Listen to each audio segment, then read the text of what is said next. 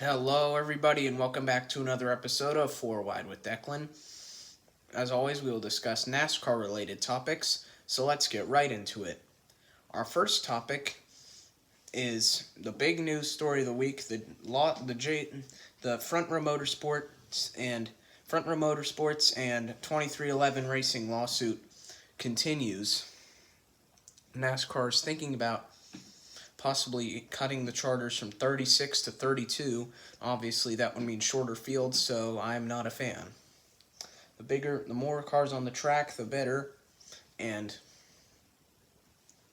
I feel like it would just be weird to have the charter set at number third, not set at 32, because they'd cut both the front row cars and both the 2311 cars and would not allow them to compete next season. But they still do have plans. Now it's looking not likely that this will happen. But if it does happen, that would cause a massive shakeup in the NASCAR garage with only 32 guaranteed entries every week instead of 36. And our second topic is Taylor Gray to the Xfinity Series, Joe Gibbs number 54 next year. But in that, more specifically, who will be the owner of that car.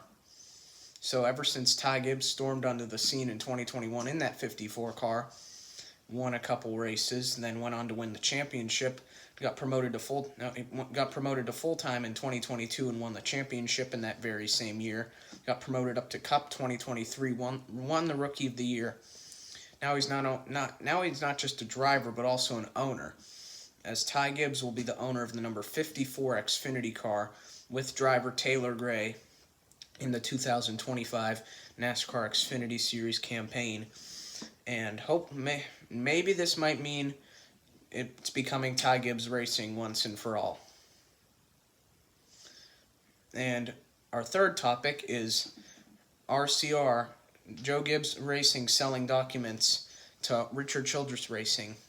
So I heard possibly that Joe Gibbs Racing could have sold some of their important documents to Richard Childress Racing, and that's why they've been significantly faster since the summer break at the end of July and the start of August. Obviously, with Austin Dillon's encumbered win at Richmond, because it didn't count towards the playoffs. Kyle Busch has had lots of speed, was about a second away from making the playoffs, but couldn't catch Chase Briscoe at Darlington, went on to win that race. Also finished second the week prior at Daytona. But before the summer break, RCR was looking to have possibly their worst season ever. And they just switch flipped. We thought it was all just speed, but now there's this talk about possible buying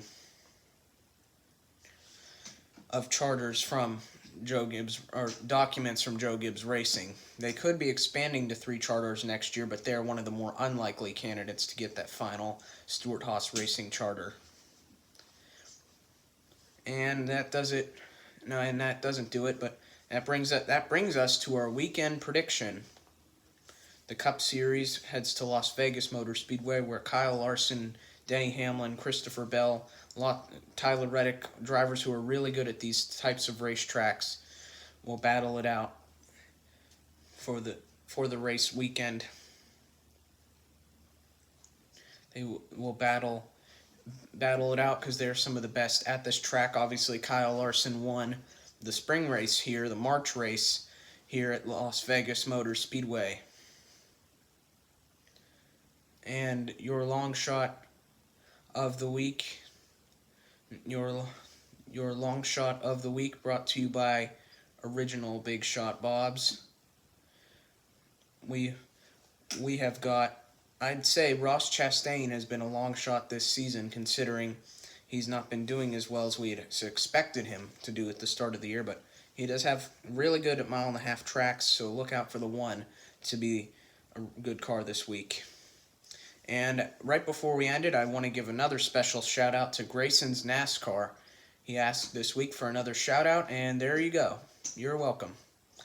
And that does it for this week on 4 Wide with Declan. Thanks for watching, subscribe, and bye for now.